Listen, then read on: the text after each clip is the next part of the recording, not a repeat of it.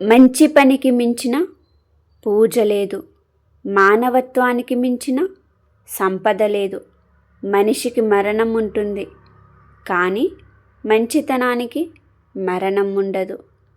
నువ్వు ఇతరుల లోపాలను వెతకడం ప్రారంభిస్తే ఎవ్వరినీ ప్రేమించలేవు. మనం మాట్లాడే ప్రతి పలుకు ప్రేమతో ఉండాలి.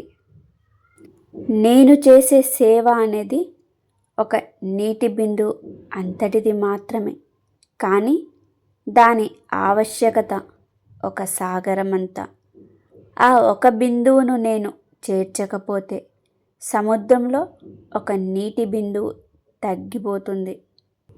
ఎదుటి వారిని చూసి ప్రేమపూర్వకంగా నవ్వగలిగితే అదే వారికి మీరిచ్చే బహుమతి. సహాయం చేయడానికి ఉండాల్సింది డబ్బు కాదు, మంచి మనసు.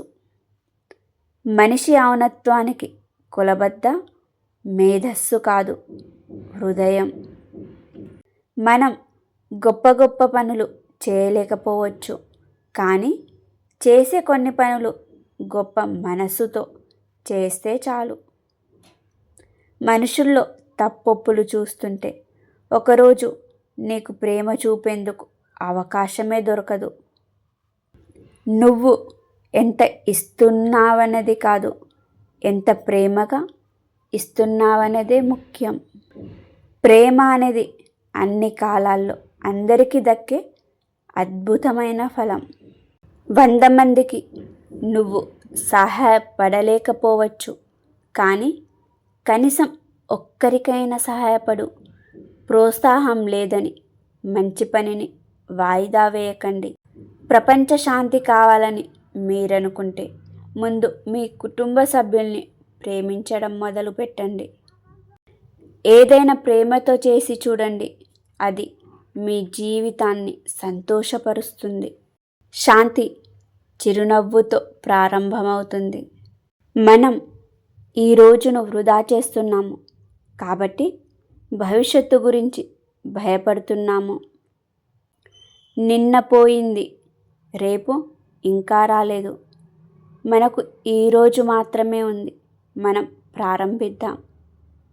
మీరు ఎవరినైనా చూసి నవ్విన ప్రతిసారి అది ప్రేమకు సంబంధించిన చర్య.